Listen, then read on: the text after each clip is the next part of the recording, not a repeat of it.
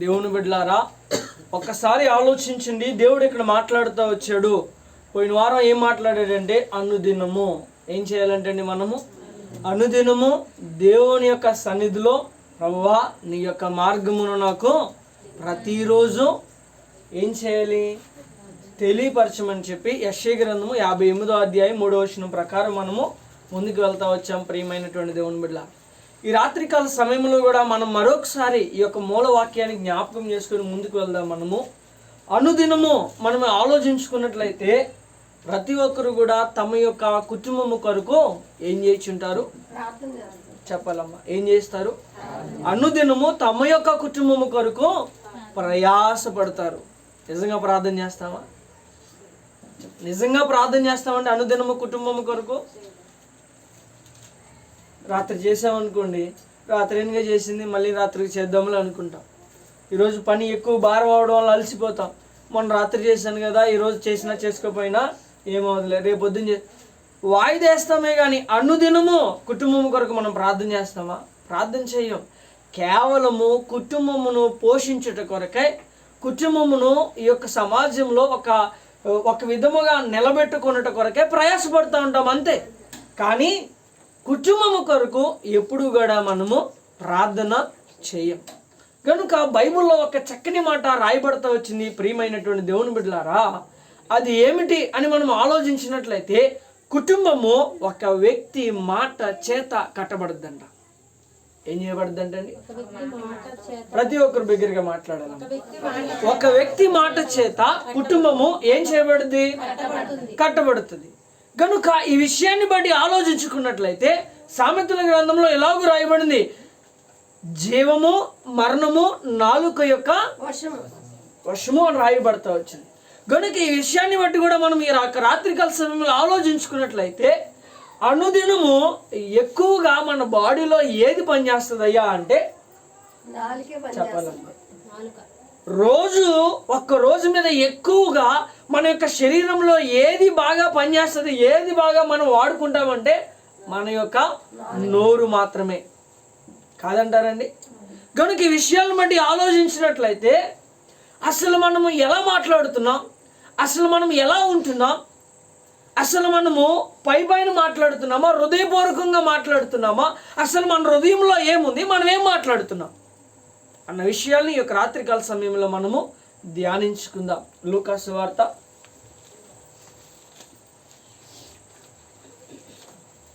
6వ అధ్యాయము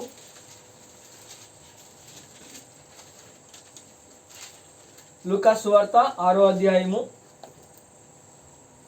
45వ వాక్యాన్ని చదవండి.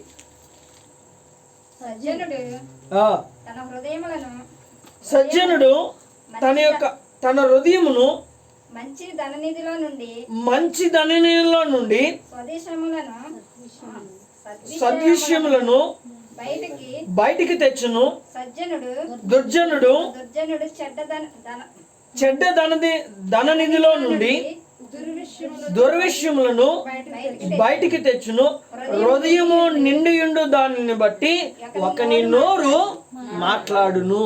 చాలండి. ఏం చేయబడుతుందంటే మొదటిగా హృదయము నిండి ఉన్న దానిని బట్టి మనిషి ఏం చేస్తాడు? చెప్పాలమ్మా, మనిషి ఏం చేస్తాడు? మాట్లాడతాడు అని బైబిల్లో రాయబడతా వచ్చింది. పైన చెప్పినటువంటి మాటలు ఏమిటంటే, మంచివాడు తన యొక్క ధననిధి అనగా తన యొక్క హృదయంలో మంచి ఉంటే ఆ మంచిని బట్టి మాట్లాడతాడంట. దుర్జనుడు అనగా చెడ్డవాడు తన యొక్క హృదయంలో ఉన్నటువంటి చెడ్డ విషయాన్ని బట్టే పైకి మాట్లాడతాడంట. కనుక ఈ విషయాన్ని బట్టి ఆలోచించుకున్నట్లయితే కుటుంబమును పాడు చేయాలన్నా, కుటుంబమును చక్కగా కట్టుకోవాలన్నా, కుటుంబంలో ఎవరూ రక్షణ లేకపోయినా నీ ఒక్కడి రక్షణ వలన నీ మాట తీరును బట్టి నువ్వు కుటుంబాన్ని కట్టుకోగలవు, నువ్వు కుటుంబాన్ని రక్షణలో నడిపించగలవు. నీ భావాన్ని బట్టి, నీ మాట తీరును బట్టి నీవు కుటుంబాన్ని దేవునిలోనికి నడిపించగలవు. ఇది చాలా ప్రాముఖ్యమైనది. ఇది వదిలేస్తాం. మనం ఏం వదిలేస్తామయ్యా అంటే ఎలా మాట్లాడాలో వదిలేస్తాం.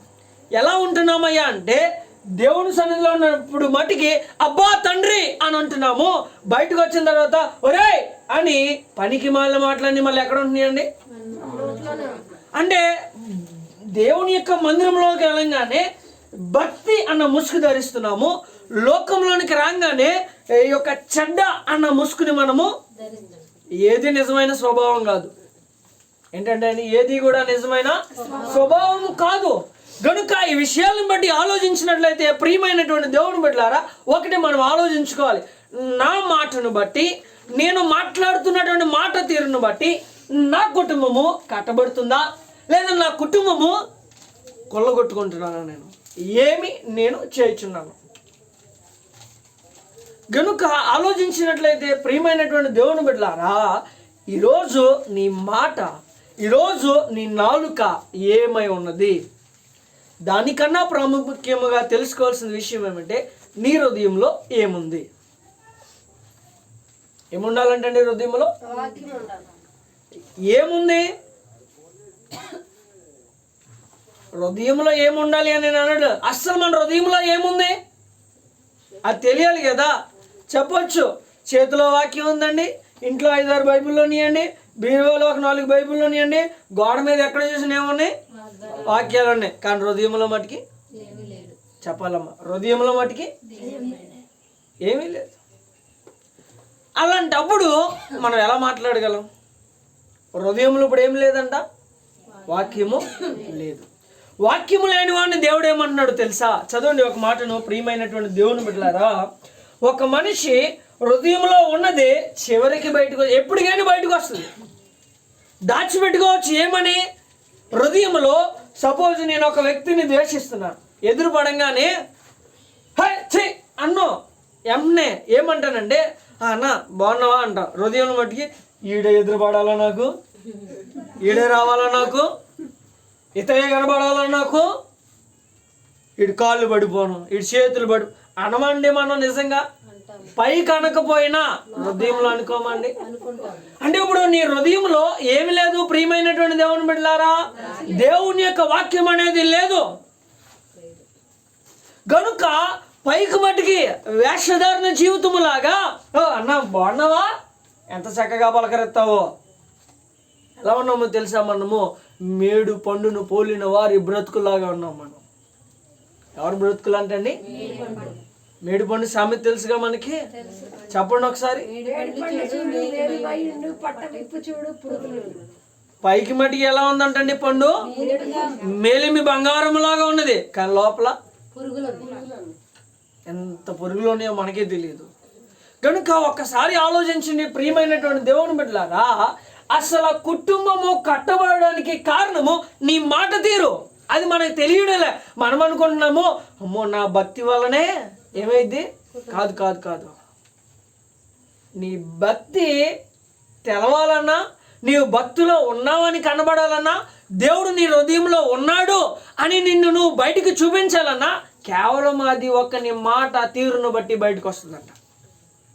ఎలా వస్తుందంటండి? ఒక నీ మాట తీరును బట్టి లోపల ఏముందో బయటకు వస్తుందంట. ఇప్పుడు మనం అనొచ్చు, విశ్వాసంలో ఉన్నానని అందుకని ఇల్లు కట్టబడింది అని అనుకోకూడదు. మనం విశ్వాసం కూడా ఇప్పుడు దేంట్లోంచి బయటపడుతుంది? చెప్పాలమ్మా, మన యొక్క నోటి మాటను బట్టి బయటపడుతుంది. విశ్వాసం అన్నది హృదయంలో నిండి ఉన్న దాని మీద ఆధారపడుద్ది. ఇప్పుడు నీ హృదయంలో నిజంగా దేవుడు ఉన్నాడు అనుకోండి, పైకి చెప్పుకో మనం, దేవుడు ఉన్నాడండి, నా హృదయంలోనే ఉన్నాడని, నా కుటుంబం ఎవరికి లేదు ఈ ధన్యత, నాకే ఇచ్చాడు దేవుడు అని మనం చెప్పుకోక్కర్లా. దేవుడు మన యొక్క జీవన విధానాన్ని బట్టి, మన యొక్క మాట తీరును బట్టి ఇతరులు గ్రహించగలుగుతారు. బైబిల్ ఇంకొక శ్రేష్టమైన మాట రాయబడుతూ వచ్చింది. ఏంటంటే, మీరు ఒకరికి సువార్త చెప్పక్కర్లే, మీ ప్రవక్తను ఒకరికి సువార్త చెప్పాలని వాక్యం రాయబడతా వచ్చింది. ఏం చెప్పాలంటే సువార్త? ఎవరు చెప్పాలంటే సువార్త? మన ప్రవక్తన. నీ ప్రవక్తన మొత్తము ఎవరి మీద ఆధారపడింది? ఇప్పుడు నీ నోటి మీద. ఎందుకని తెలుసండి? అప్పుడు దాకా సైలెంట్గా ఉంటాం. ఎప్పుడు దాకా అండి?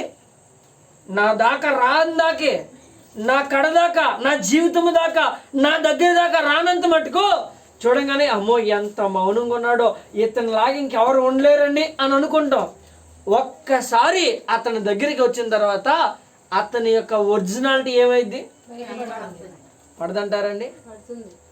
మనం అనుకుంటాము మౌనంగా ఉన్నాను కదా, నాకేమీ అవ్వదులే, ఎవరు నన్ను గుర్తుపట్టరులే, ఎవరు నాతో మాట్లాడరులే, ఎవరికి నేను ఒక సమాధానం చెప్పక్కర్లేదే, నా మౌనమే అందరికీ ఒక మాదిరిని తెలియజేస్తుంది అనుకుంటాం. కానీ చిన్న విషయము కాడా, చిన్న సందర్భము కాడా, చిన్న లోపము కాడా, చిన్న పొరపాటు వలన ఈ దినమున మనం దొరికిపోతున్నాం.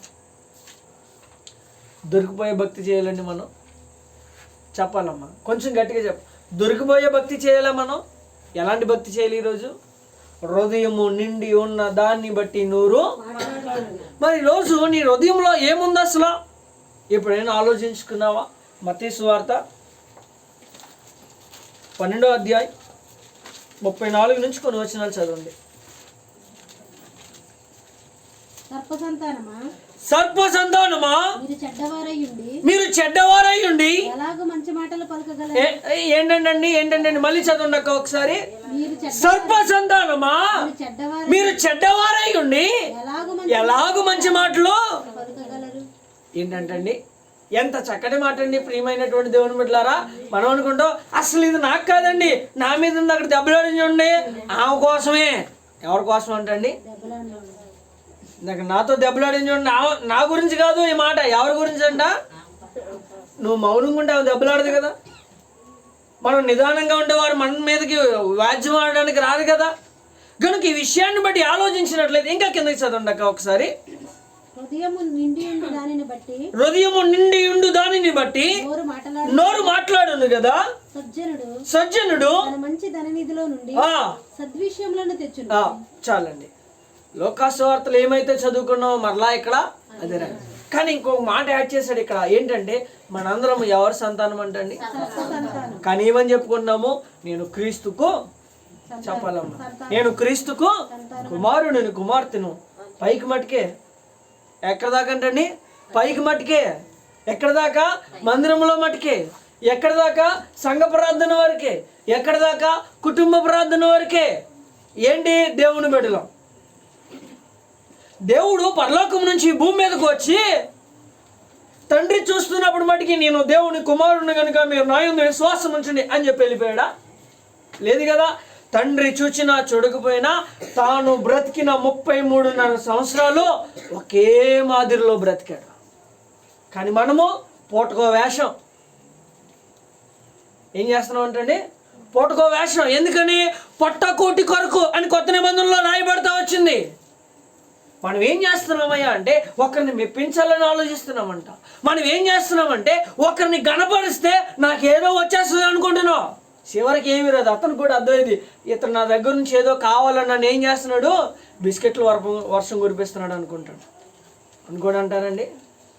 కనుక ఒక్కసారి ఆలోచించండి ప్రియమైనటువంటి దేవుని బిడ్డలారా. ఎప్పుడైతే నీవు ఒకరిని పొగడుతూ మొదలు పెట్టావో అతనికి అర్థమైపోద్ది నీ జీవితం ఏంటో. ఇతడు కేవలం మాటలు చెప్పి బ్రతికేవాడ్రా అని అనరంటారండి మనల్ని. వీడు కేవలం అలాంటి వాడ్రా అని అనరంటారండి మనల్ని. కనుక ఒక్కసారి ఆలోచించినట్లయితే ప్రియమైనటువంటి దేవుని బిడ్డల, అసలు నీ హృదయంలో ఏముంది? సర్పసంతానము నువ్వు కాకపోతే 119వ కీర్తన 11వ వచనం ప్రకారము యెహోవా మనుషుల ఎదుటను నీ ఎదుటను నేను పాపం చేయకున్నట్లు నా హృదయంలో ఏముండాలి? చెప్పాలమ్మా కొంచెం గట్టిగా చెప్పండి. ఏముంచాలంటండి? నిజంగా ఉందండి మన హృదయంలో వాక్యము. నిజంగా ఉందండి మన యొక్క హృదయంలో వాక్యము. నిజంగా నీ హృదయంలో వాక్యం ఉంటే 10 సంవత్సరాల నుంచి నువ్వు ప్రార్థన చేయక్కర్లా, 3 నెలల నుంచి నువ్వు ప్రార్థన చేయక్కర్లా, కనీసం ఒక 20 రోజుల నుంచి కూడా నువ్వు ప్రార్థన చేయక్కర్లా. వాక్యం నీ హృదయంలో ఉంటే. దానియేలు ఎన్నిసార్లు ప్రార్థన చేశాడు? ఆ విషయాన్ని బట్టి కాదు, రాజు యొక్క కలభావం కొరకు ఎన్ని దినాలు ప్రార్థన చేశాడు? జస్ట్ సాయంకాలము బైబిల్లో రాయబడతారు. సాయంకాలం 6 గంటలు మొదలుకొని ఉదయం 5 గంటలకు ప్రార్థన ముగించి కలభావము తెలుసుకొని రాజు దగ్గరికి వెళ్ళాడు, దర్యావేషు రాజు దగ్గరికి. ఎన్ని గంటలు ప్రార్థన చేసినట్లు? 6 గంటల నుంచి ఉదయం 5 గంటల దాకే ప్రార్థన చేశాడు. ఇతరు దీంట్లో రాయబడలేదు కానీ విత్ ప్రూఫ్స్ నేను చెప్తున్నాను ప్రియమైనటువంటి దేవుని. ఒక్కసారి ఆలోచించండి ఈ విషయాలను బట్టి. గనుక 12 గంటలు ప్రార్థన చేసేస్తేనే ఏమొచ్చేసింది అతనికి? 12 గంటలు ఎక్కడ, 20 రోజులు ఎక్కడ? ఏంటి మరి ఎందుకు మారతలేదు అంటారు? మనం అనుకుంటాము ప్రభు నన్ను పరీక్షిస్తున్నాడండి. ఏమని చెప్పుకుంటామండి పైకి మట్టికి? ప్రభు నన్ను ఏం చేస్తున్నాడు? అంతా ఉత్తుదే, ఏదో ముసుగు వేసుకున్నావు, మళ్ళీ ఒక ముసుగు. ఏమని? ప్రార్థనకు జవాబు రాకపోతే నువ్వేం భక్తుడివి, ఆయనే దేవుడు, మీ ఎదురు ఆయన దేవుడు, నువ్వు భక్తి పరురాలువేనా, ఇన్ని సంవత్సరాల నుంచి ప్రార్థన చేస్తున్నావు, మారడే అని అంటారేమోనని చెప్పి దేవుడు నన్ను ఏసేపు వలే ఏం చేస్తున్నాడు అంటండి? చెప్పాలమ్మా, ఏసేపు వలే దేవుడు నన్ను ఏం చేస్తున్నాడు? అంతా ఉత్తుదే ఇక్కడ చూస్తే, కాదంటారా? ఏసేపు భక్తిపరుడు, ఏసేపు విశ్వాసం కలిగి ఉన్నాడు, ఏసేపు న్యాయవంతుడు, యథార్థవంతుడు, తాను ఇచ్చిన మాటను తప్పనివాడు. రాత్రి చెప్తాం, అమ్మా నా రేపొద్దున ఏదో రకంగా నేను ఏదో ఒకటి చేస్తాను అంటాం. రేపు వచ్చి అడిగితే అన్నీ గారు ఏమీ లేదండి, మళ్ళీ వారం చూద్దాంలేండి అని అనమంటామనండి మనం. రాత్రే చెప్పు ఏమని, రేపు సాయంకాలంలో ఏదో ఒకటి చేస్తానని. మళ్ళీ అంటున్నావు వచ్చే వారానికి పెండింగ్ వేసావు. ఇచ్చిన మాటలోని ఏమి లేదు, ఒక నిలకడలేదు. అలాంటప్పుడు నీవు కుటుంబాన్ని కట్టుకోగలవా? నీవు కుటుంబాన్ని కట్టగలవా? అసలు కుటుంబాన్ని దేవుని ఎదుగు నడిపించగలవా మనం? అసలు లేదు, ఎన్నటికీ సాధ్యపడదు. ఎందుకనయ్యా అంటే మాటలో నిలకడ లేనివాడు నీ ప్రవక్తనలో నిలకడ ఉంటుందని ఎలా నమ్మగలరు? చెప్పరేంటమ్మా, ఎలా నమ్మగలరు? అసలు లేదు.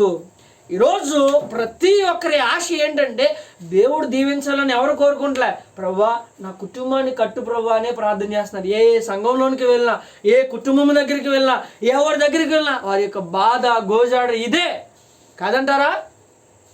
ఏమని అడుగుతున్నారండి ప్రతి ఒక్కరు? ప్రభు మా కుటుంబాన్ని కడితే చాలండి, మా కుటుంబాన్ని రక్షిస్తే చాలండి అని కోరుకున్న వ్యక్తులు లేరంటారండి? కుటుంబం అక్కర్లేదులేండి, మాకు దేవుడు వస్తే చాలు అని చెప్పినటువంటి వ్యక్తిని చాలా సంఘాలకు వెళ్తున్నాను కదా, ఎవరూ లేరు.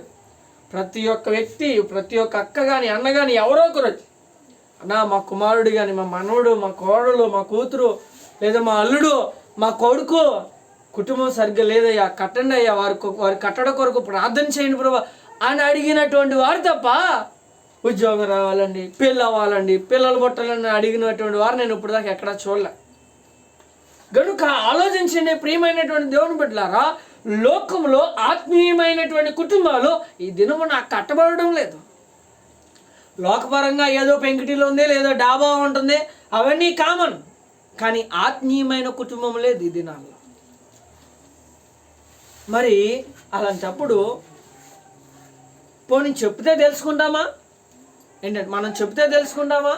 తెలుసుకునే స్థితి దాటిపోయాం మనం. ఏంటంటే ఆయనే కనబడి హెచ్చరిస్తే తప్ప నేను విన్నాం. ఏం విన్నామంటండి? ఒక వ్యక్తి ఉన్నాడు ముంబైలో. ముంబై నుంచి హైదరాబాద్ రావడానికి అతడు అనుకున్నాడు. ఏమనుకున్నాడంటే నేను మోకాళ్ళ మీద వెళ్తే కానీ దేవుడు నన్ను కరుణించడేమోనండి అని అనుకున్నాడు. ఏమనుకున్నాడండి? మోకాళ్ళ మీద వస్తేనే కానీ ముంబై నుంచి హైదరాబాద్ అంటే సుమారు 600 లేదా 500 కిలోమీటర్లు. మామూలు విషయం అండి. చెప్పులు ఉండి 1 కిలోమీటర్ నడవడానికే మనకి ఏమైపోతుంది? తల ప్రాణం మొత్తలేదంటారండి. 1 కిలోమీటర్ నడవడానికి మోకాళ్ళ మీద ఇతడు ఏం చేయాలనుకున్నాడు? ఇప్పుడు ఎందుకు అలాగ అనుకున్నాడంటే పాస్టర్ గారు వచ్చి సువార్త చెప్తున్నాడు కానీ వినట్లే. వాక్యం వినబడుతుంది, వీళ్ళంతా ఏదో డబ్బుల కోసం వచ్చారు, అంతేగాని నిజముగా మనిషిని రక్షించాలని ఎవరు చెప్పడం. ఇతనికి ఆశ ఏంటంటే ఆయన కనబడి ఇదిగో నేను నీ పాపములు క్షమిస్తున్నాను, నీవు నా కుమారుడు అని చెప్తేనే ఆయన దేవుడు అని పెట్టుకొని ఏం చేతకు మొదలుపెట్టాడు? ఇప్పుడు మోకాళ్ళ మీద నడవడానికి మొదలుపెట్టాడు. ముంబైలో ప్రయాణం అయ్యాడు. సోలాపూర్ రాగానే హార్ట్ అటాక్ వచ్చి చచ్చిపోయాడు. ప్రయాణం ముగిసిందా అండి? కడకి చేరుకున్నాడా? మాట్లాడినమ్మా, చేరుకున్నాడా? ఎందుకని? కనీసం రక్షణలో పొందుకున్నాడా? కనీసం ఆయనకి నాకు తెలిసి 20 మంది పాస్టర్ గారు సువార్త చెప్పారు.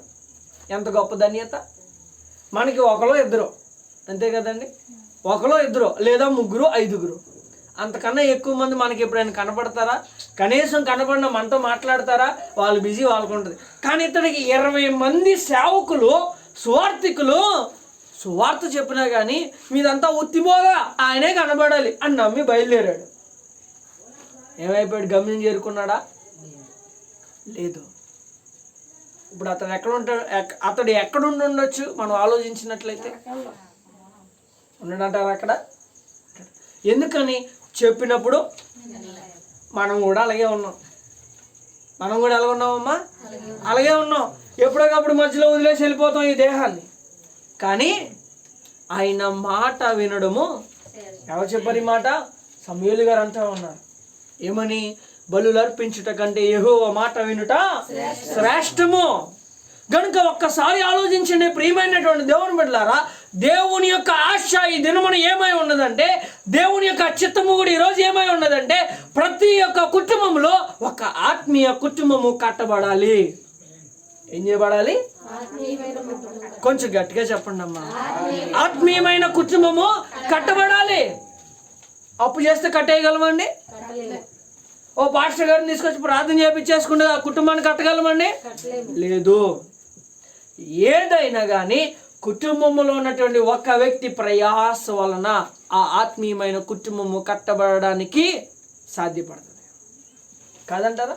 ఈరోజు ఈ విషయాన్ని బట్టి ఆలోచించినట్లయితే నీ ఆత్మీయమైన కుటుంబము కొరకు నువ్వు ఎంత ప్రయత్నం చేస్తున్నావు, ఎంత ప్రాకులాడుతున్నావు. జీవనోపాధి కొరకు పాకులాడతలేదండి మనం. ఒక్కరోజు పనికి వెళ్ళకపోతేనే అల్లకల్లోలం అయిపోం మనం. ఒక్కరోజే, వారం అంతా కూడా కాదు. ఒక్కరోజు పనికి వెళ్ళకపోతే ఏమవు మనం? అల్లకల్లోలం అయిపోమండి. కానీ ఏలి ఆ పనికి వెళ్ళాడా? చెప్పాలమ్మా. డబ్బులు సమకూర్చుకున్నాడా? లేదా బ్రెడ్ మాంసాన్ని ఎన్మాలు తీసుకెళ్ళి ఆ యొక్క రాతి పక్కన, నది పక్కన ఉన్నటువంటి రాతి కాడ ఉండి వంట చేసుకొని తింటున్నాడా ప్రతిరోజు? లేదా అడవిలోకి వెళ్ళి జంతువులు కొట్టుకొచ్చుకొని తింటున్నాడు అక్కడ? దేవుడు పోషించాడా? లేదా? ఎందుకని? ఆయన యొక్క మాట ప్రకారం అతను నిలబడ్డాడు కనుక. ఈరోజు నేను అంటా ఉన్నాను, దేవుని యొక్క మాట ప్రకారం నీవు నేను నిలబడితే ప్రాకులాడక్కర్లే, ఒకరి కాళ్ళు మనం పట్టుకోకర్లే. పట్టుకోవాల్సింది జీవము కలిగినటువంటి దేవుని పాదాలు మట్టుకే. ఉంచుకోవాల్సింది జీవము కలిగినటువంటి దేవుని యొక్క వాక్యం మాత్రమే. ఈ తప్ప మూఢనమ్మకాలు మొత్తం మన ఇంట్లోనే ఉంటాయి. ఎక్కడ ఉంటాయండి? మొన్నే ఒక గ్రామము, ఏ గ్రామం అంటే అది ప్రియమైనటువంటి దేవుని బిడ్డలారా, ఆ గ్రామము వీరభద్రవరం, బొరంపాలెం పక్కనే వీరభద్రవరం గ్రామంలో ఆ పాస్టర్ గారు నన్ను ప్రార్థన చేయడానికి పిలిచారు. వెళ్ళాం. అన్న ఎవరన్నా వీళ్ళంటే, నా మొదటి విశ్వాసి ఇతనే. ఏమే తమ్ముడు అని చెప్పారు. మొదటి విశ్వాసి కదా, సుమారు ఇప్పటికి 6 సంవత్సరాలు అయింది కదా ఆయన అక్కడ సంఘాన్ని పెట్టి, ఈవిడ చాలా భక్తిపరాలు అని అనుకున్నాను నేను. నాకు తెలియదు కదా, మరి ఇంట్లోకి రండి అన్న ప్రార్థన చేద్దాం అని లోపలికి తీసుకెళ్ళారు. లోపలికి వెళ్తే ఓ పక్కేమో మరియమ్మ గారి ఫోటో ఉంది, ఓ పక్కేమో యేసుప్రభు గారి ఫోటో ఉంది, ఇంకొక పక్కేమో యేసుప్రభు గారి తండ్రి ఎవరు, యేసేపు గారి ఫోటో ఉంది. ఆ 3 ఫోటోలు కలిపి ఒక దండ వేసి పసుపు, కుంకుమ, అగరొత్తులు, అట్టికాయలు మొత్తం అక్కడే ఉన్నాయి. అవి అడిగితే బాగోదని చెప్పి తమ్ముడు ఇంకొక గదిలోకి వెళ్దామని చెప్పి ఇంకొక గదిలోకి తీసుకెళ్ళాడు. అదంట ఆయన గారు కదంట. ఎవరు కదంటండి? ఆ గదిలోనేమో ఆంజనేయ స్వామి బొమ్మ ఒక పక్క, వినాయకుడి బొమ్మ ఒక పక్కన, దుర్గమ్మ దేవంట అదో బొమ్మ ఒక పక్కన, ఇంటి నిండా అయ్యే బొమ్మలు ఉన్నాయి. తమ్ముడు మళ్ళీ వద్దులేదన్న ఇంకో పని పడిందని తీసుకొచ్చేసాడు. మరి ఇంకేం చేస్తాడు అతడు? చెప్పడానికి ఏమని చెప్పాడండి? మొదటి 6 సంవత్సరాల నుంచి ఈ దగ్గరికి మా ఆనందంలో ప్రార్థన చేస్తుందండి. మరి మందిరంలో ఆమె చేస్తే నిజంగా నాకు అనిపిస్తుంది దేవదూతలు దిగొచ్చారు అన్న విధంగా కన్నీలో గారిపోతుంటుంది. ప్రార్థన చేసేస్తూ ఉంటుంది. ఎందుకు చేస్తుందండి నాకు తెలీదు. ఒక ముక్క అర్థం అవ్వదు కనుక నాకు కూడా. కనుక అలా ప్రార్థన చేసేస్తాడు. ఇంటికి వెళ్ళి చూస్తే ఏముంది? దేవుడు ఏమన్నాడు? నా రూపమునైనను నీవు చెప్పరేంటమ్మా. నేను ఒక వాక్యం తీసి చెప్పకముందే ఆవిడ కంట పట్టిందో ఏం పట్టిందో నాకు తెలియదు, కానీ ఏ వాక్యం చెప్పినా కానీ బైబిల్ చూడగా కానీ టక్క టక్క టక్క చెప్పేస్తుంది.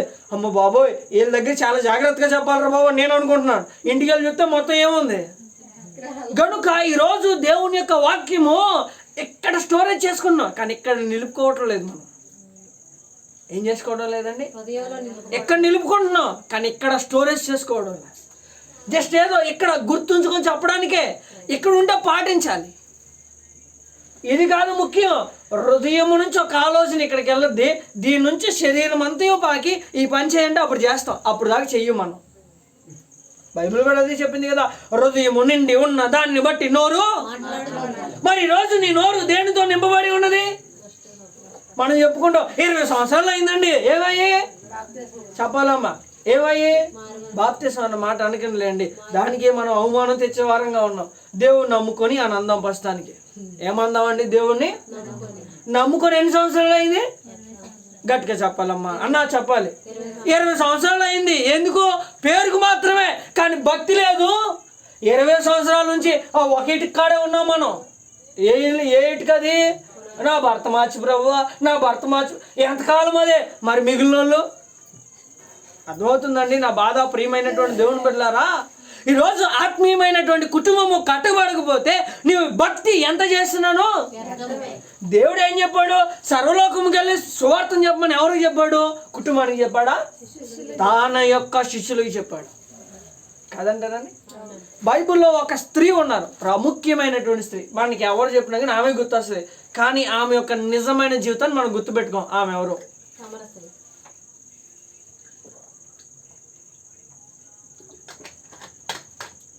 చెప్పాలి. పాత నిబంధనలో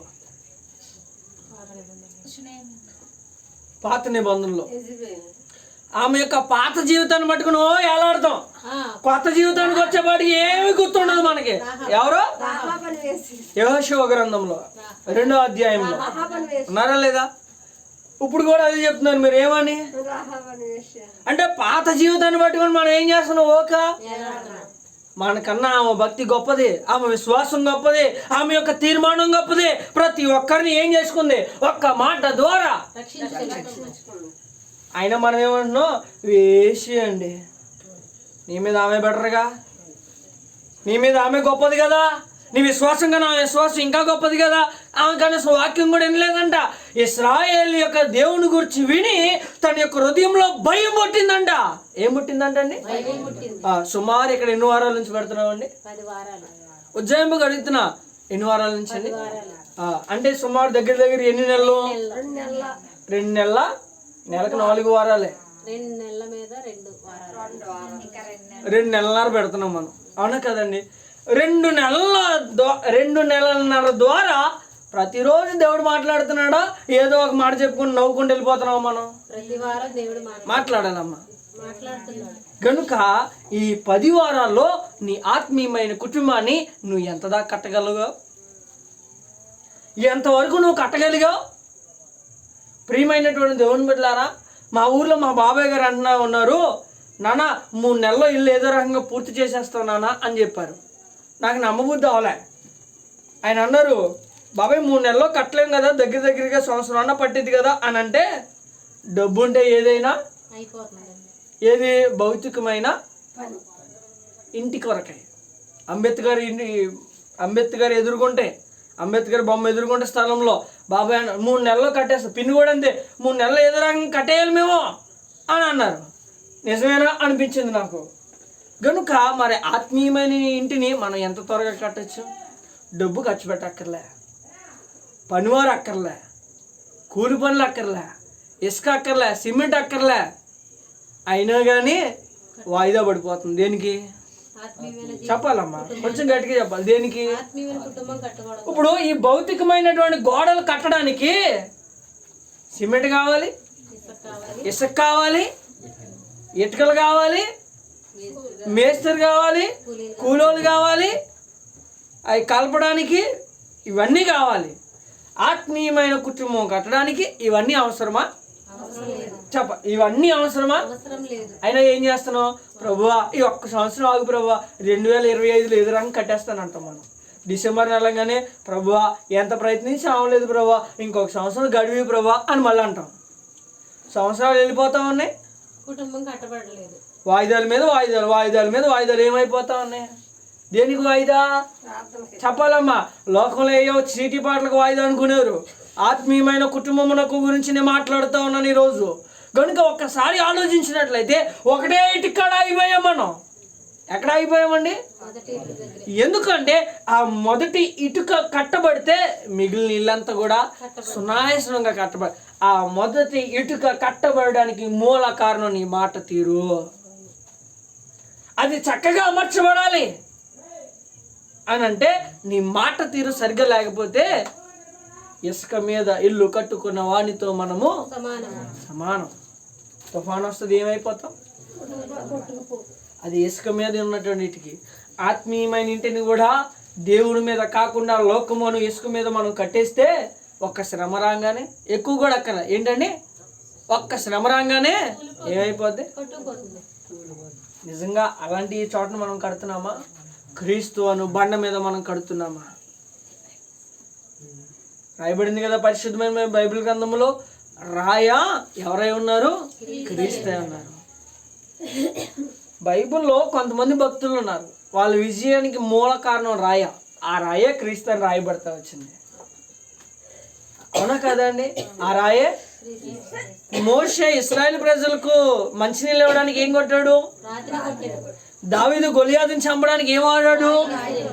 దావీదును దానియేలును గృహలో పడేసిన తర్వాత ఆ గృహలో ఏమేశారు? గృహలో ఏమేశారు అన్నాను. ఎన్నిసార్లు చదవలేదండి మనం? దానియేలు గారి గ్రంథము మనం ఎన్నిసార్లు చదవలేదు?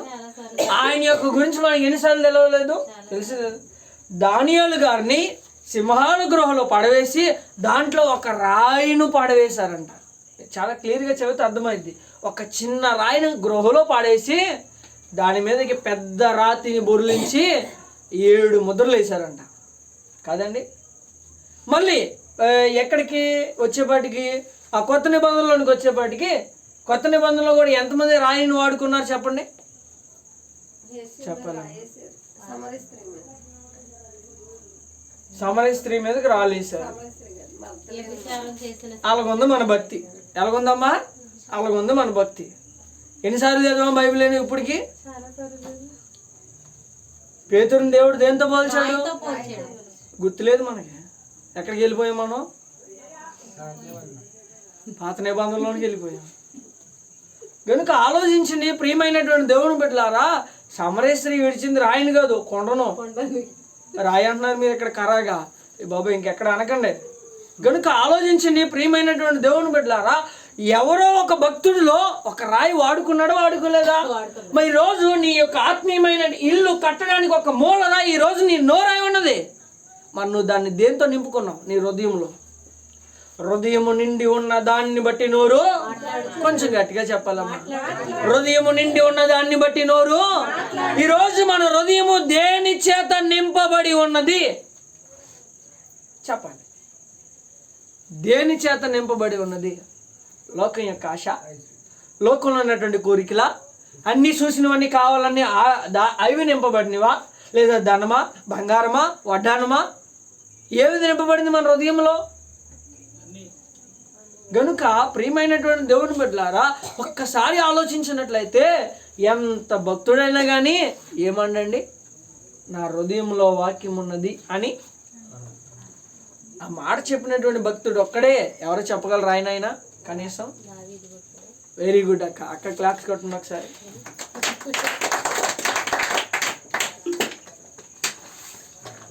ఎందుకనంటే దావీదు తన హృదయంలో దేవుని జ్ఞాపకం చేసుకొని వారిని చంపకుండా పారిపోయాడు. అక్కడ కూడా రాయే కారణం ఏంటి?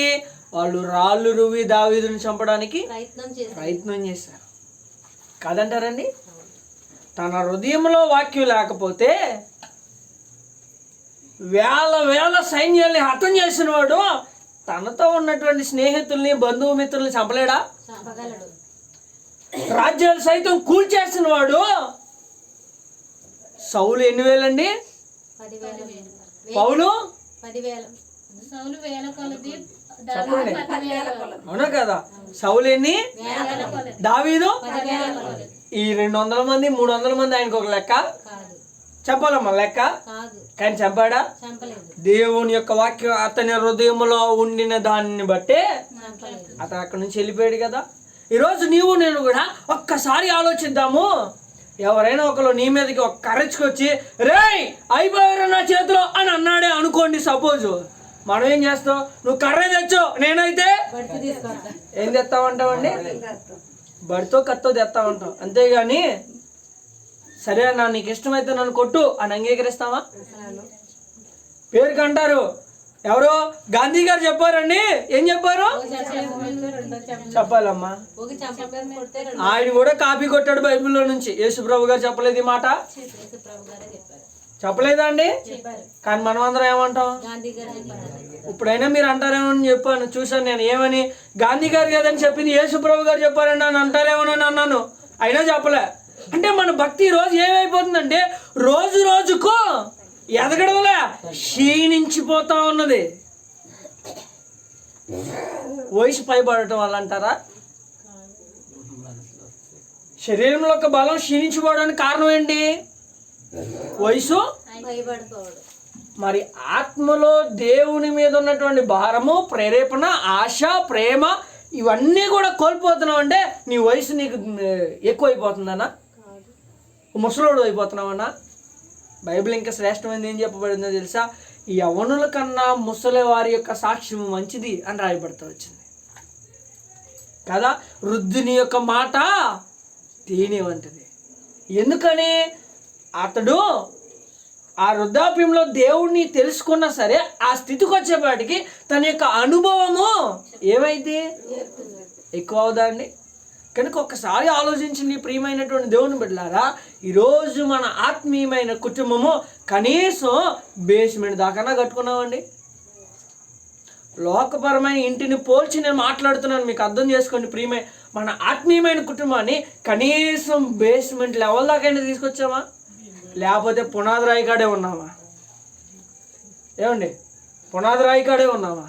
ఎక్కడున్నాం మనం అసలు? ఒక్కసారి ఆలోచించండి ప్రియమైనటువంటి దేవుని బిడ్డలారా. ఈ రాత్రికాల సమయంలో దేవుడు కోరుకుంటున్నది ఒక్కటే, నీ ఆత్మీయమైన ఇల్లు నీ నోటి ద్వారా, నీ మాట తీరు ద్వారా ఏం చేయబడాలి? కట్టబడాలి. దీనికి ఒక్క చిన్న ఉదాహరణ చెప్తాను. నాకు ఒక సహోదరుడు ఉన్నాడు. ఎవరున్నారు? ఎక్కడ దాకా ఎందుకు, మా తమ్ముడిని తీసుకుందాం. బాలు ఉన్నాడు మా తమ్ముడు. నేను అతడు గొడవ పడ్డాం. నాకు అతడికి సఖ్యతం కోల్పోయాం, ప్రేమను కోల్పోయా. నా మీద అసహించుకున్నా, నేను అతన్ని అసహించుకుంటున్నా. ఏదో పరిస్థితుల్లో మా ఇంటికి వచ్చి అన్య ఇది ఇవి అంటాడు. తమ్ముడు ఇదిగో తీసుకో అని ఎమ్మె ఇచ్చేస్తానా? చెప్పాలమ్మా, ఎమ్మె ఇచ్చేస్తానా? ఏం చేస్తాను? నువ్వు ఉన్నావు కదరా, ఇలాగే అంటావా?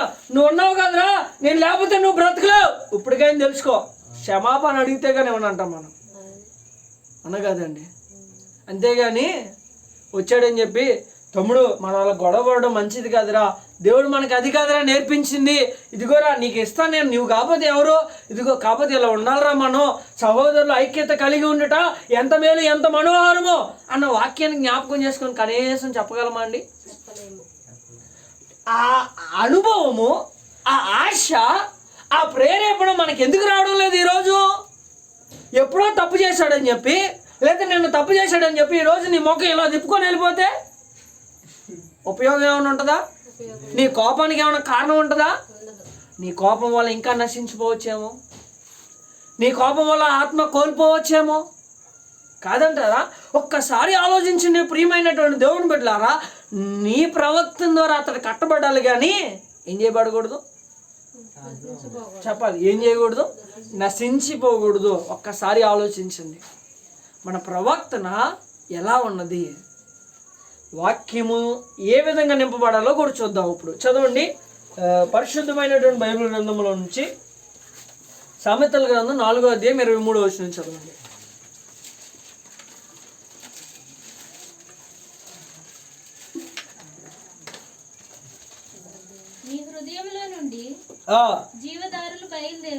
నీ హృదయంలో నుంచి జీవదారులు బయలుదేరును. కాబట్టి అన్నిటికంటే ముఖ్యముగా నీ హృదయమును ఏం చేసుకోవాలంటండి? కాసుకోవాల్సిన అన్ని ఏంటంట? ప్రాముఖ్యంగా భద్రపరచుకోవాల్సింది ఏంటంటండి? హృదయం. మనం ఏం చేస్తాం తెలుసా?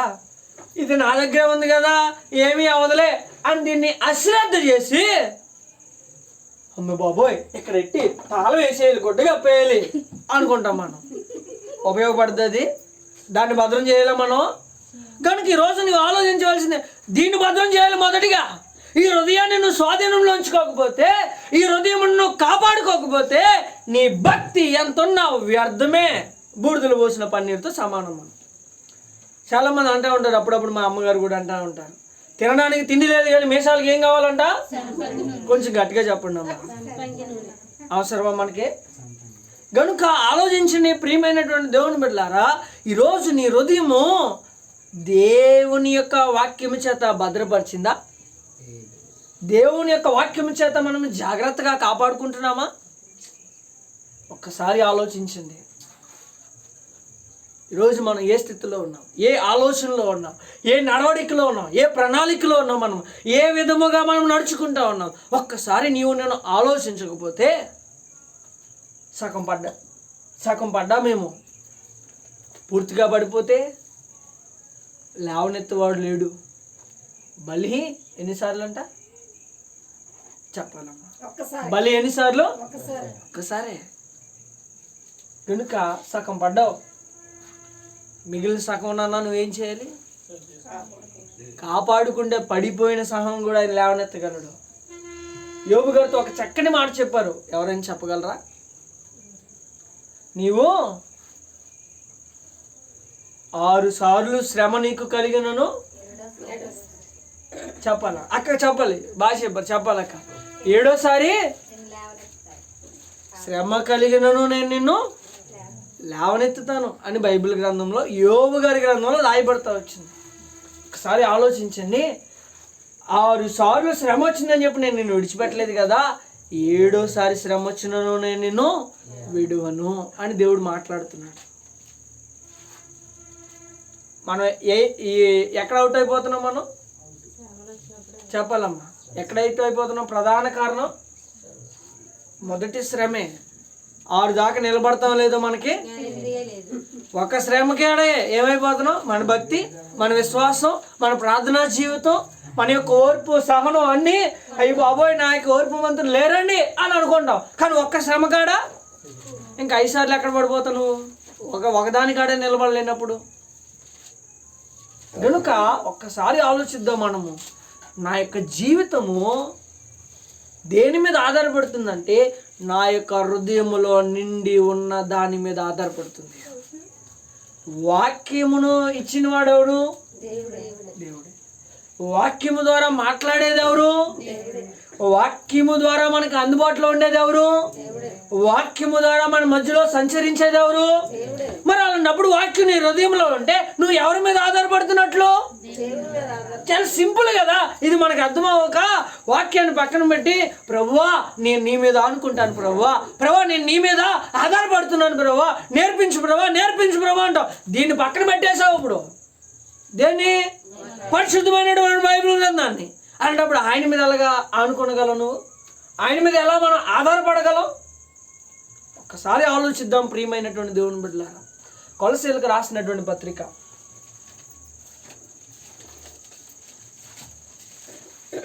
3వ అధ్యాయం. కొలసీలకు రాసినటువంటి పత్రిక 3వ అధ్యాయం. నేను మీతో చాలా చెప్పాలని వచ్చాను కానీ సమయం సరిపోవడం లేదు.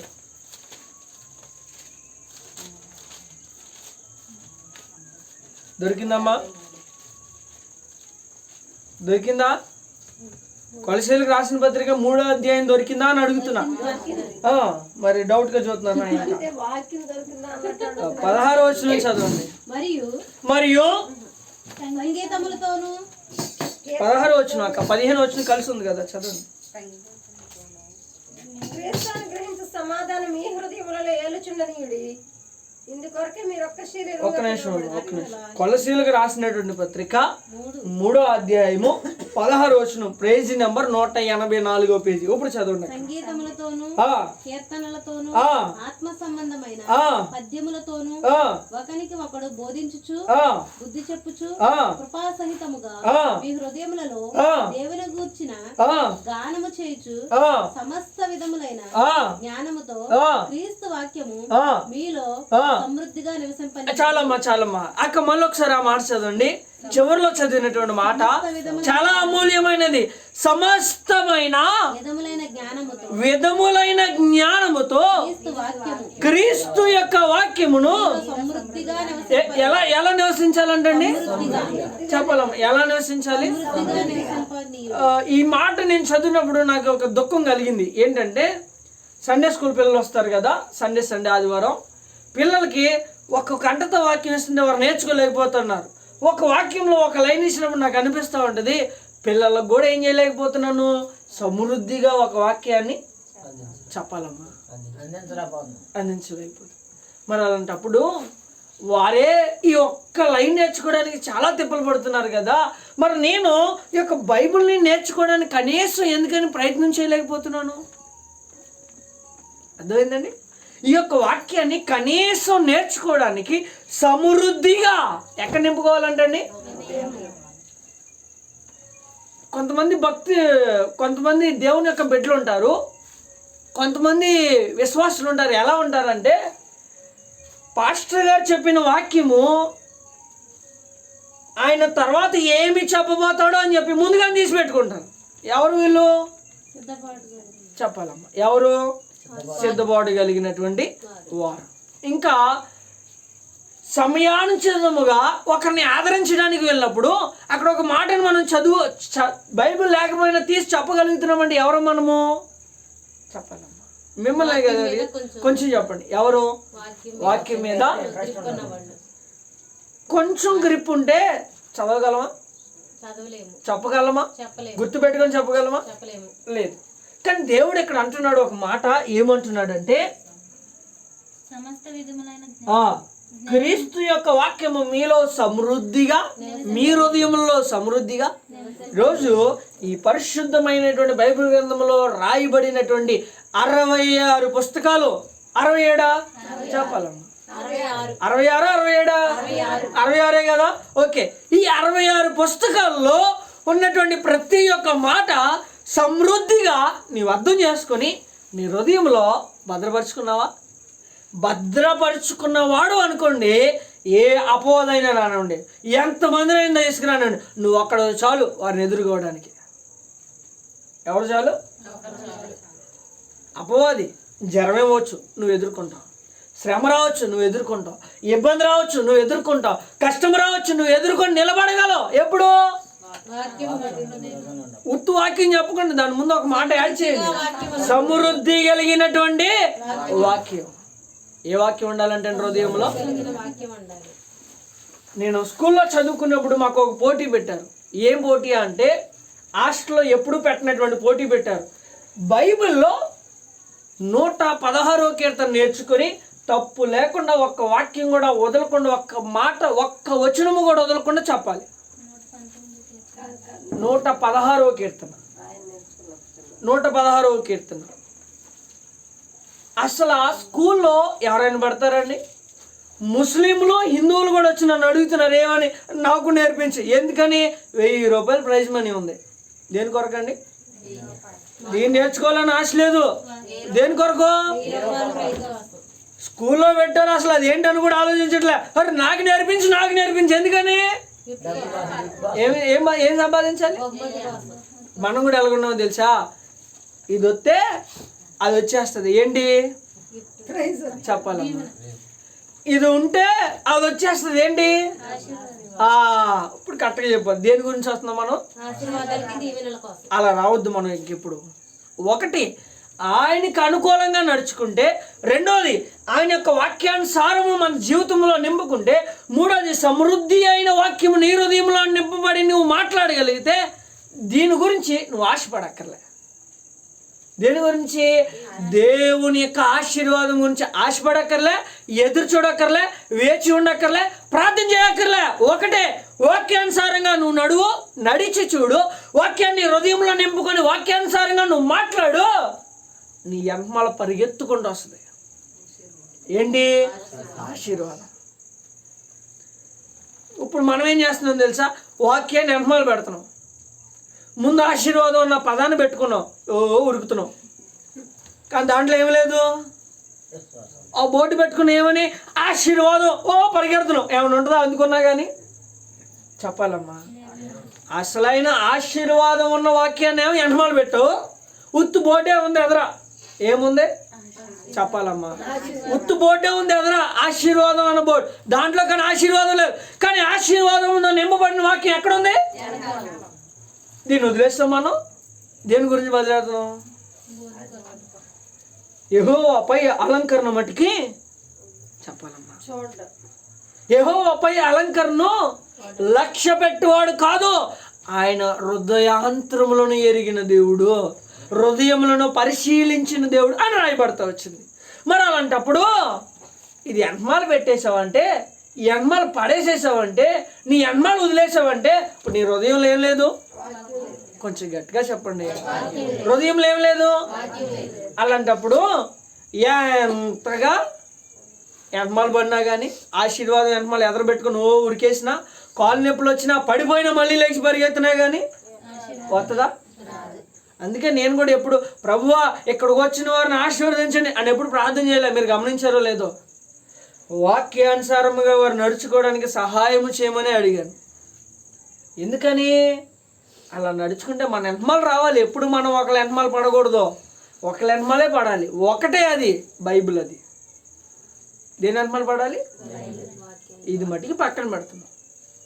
ప్రతి దాని వెనకమాల ఆయాసం వచ్చేస్తా ఉంది, ఎక్కడ హార్ట్ అటాక్ వస్తుందో అనిపిస్తుంది, ఎక్కడ హార్ట్ స్ట్రోక్ వస్తుందో అనిపిస్తుంది, ఎక్కడ ఉబ్బసం ఆయుసం వచ్చేస్తుందో అనిపిస్తుంది. అంతగా పరిగెడుతున్నాం. జబ్బు రాకుండా చూసేది, స్వస్థతను అడగకుండా నీకు ఇచ్చేదాన్నేమో బైబిల్ని ఏం చేస్తున్నాము? అలాంటప్పుడు మన భక్తి ఎక్కడుంది? చెప్పండి, మన భక్తి ఎక్కడుంది? నిజంగానే వెనకబడింది. అలాంటి భక్తి నేను చేసిన దేర్ ఈజ్ నో ప్రయోజనకరము లేని భక్తి చేయుట వ్యర్థం. మీకు అర్థం అవడం కోసం చెప్తున్నాను ఈ మాట. ఒక దాక తీసుకున్నాం, దానికి ఒక పేపర్ అంటించాం, పేపర్ అంటించి మూతేసాం. దాకలో ఏముందో మనకు తెలుసా?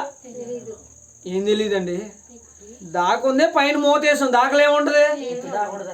ఏమి ఉండదు. మనకు తెలుసా తెలీదా? కానీ దాని మీద ఏట మాసం కూర అని రాసాం. మూత తీసి చూస్తే ఉంటుందా? మీకు అర్థం అవడం కోసం చెప్తున్నా. మూత తీసి చూస్తే ఉంటుందా? ఉండదు కదా. ఇప్పుడు అలాగే ఎదురు కూడా ఆశీర్వాదం అని బోర్డు పెట్టుకున్నాం, దాంట్లో నుంచుంటే ఉంటుందా? చెప్పాలమ్మా, ఉంటుందా? మూత మీద పేరు రాసి అక్కడ లోపల వచ్చిందా? కొంచెం గట్టి వచ్చిందా? రాలే. కానీ ఎవరు చేశారు ఈ పని? చెప్పాలి. ఒక వ్యక్తి చేశాడు. ఎవరు చేశారు? పాత నిబంధనలో ఒక స్త్రీకి చేశాడు దేవుడు. అమ్మా నీ ఇంట్లో ఏం ఎదవరాల, అమ్మా నీ ఇంట్లో ఏముంది అంటే, అయ్యా నూనె కొండ తప్ప ఏమీ లేదయ్యా అని ఒక స్త్రీ అంది కదా. ఆమె దేవుని యొక్క శిష్యుని యొక్క భార్య. ఎవరండి ఆమె? అంటే ఏమి ఎరిగిందామా? ఎరిగింది కనుక ప్రభువా నూనె తప్ప ఇంకేమీయో. ఆ నూనెని తీసుకొచ్చి ఆయన పొయ్యిగా ఎన్ని పాత్రలు అయింది అది? వాళ్ళ అప్పు తీర్చి వాళ్ళు సుఖంగా బతకడానికి, తినడానికి, ఇల్లు అద్దె కట్టుకోవడానికి అంత సమృద్ధిని ఇచ్చింది. ఎంత? సపోజ్ మనం ఒక బాటిల్ అనుకుందాం, మన దగ్గర ఏమీ లేవు కనుక ఒక బాటిల్ అనుకుందాం. ఈ బాటిల్ అంత నూనె, పెద్ద పెద్ద బాణలంత నూనెని పోసింది. ఎందుకని? కేవలం వాక్యం వారిలో ఉండిన విధానాన్ని బట్టి. కాదంటారా? అమ్మ రాజుల గ్రంథంలో ఉంటుంది, మీరు తర్వాత చదువుకోండి. కనుక ఆలోచించండి ప్రియమైనటువంటి దేవుని బిడ్డలారా. ఈరోజు మనం ఏదేదో రాసేసి తొంగు చూసినంత మాత్రాన ఏమీ రాదు. ఇక్కడ అసలైంది వదిలేస్తే అసలైంది ఏమిటి? వాక్యం. వాక్యం. నువ్వు ఇక్కడ నుంచి పడాల్సింది వాక్యం అంటున్నా. నువ్వు ఇక్కడ నుంచి నడవాల్సింది వాక్యానుసారముగా. ఇక్కడ నుంచి మనం పరిగెత్తాల్సింది దీని కొరకై.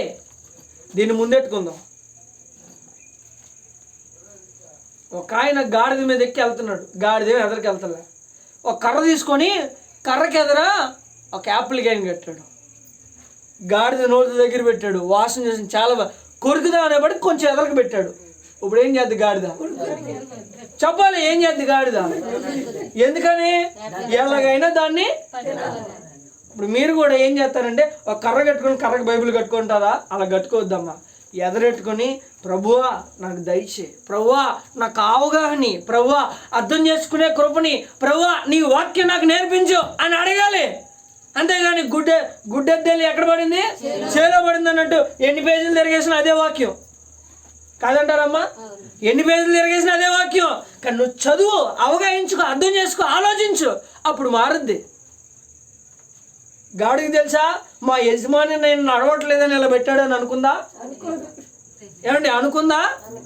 ఎందుకని? ఏం లేదు, జ్ఞానం లేదు.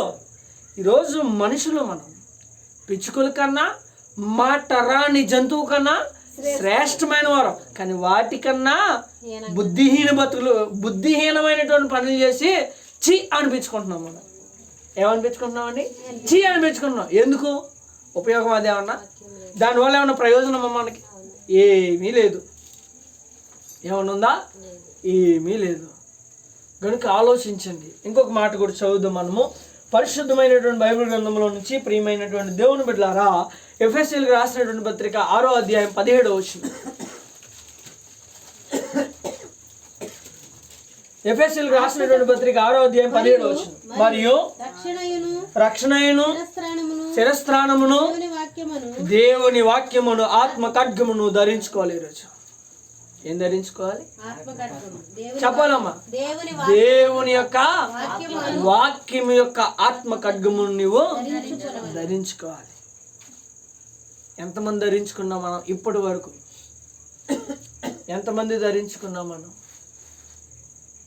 ఆత్మ ఖడ్గం లేకుండా ఆత్మీయమైన ఇల్లు కట్టడానికి వచ్చే అడ్డంకులను మనము చెప్పాలమ్మా ఎదుర్కొనలేము.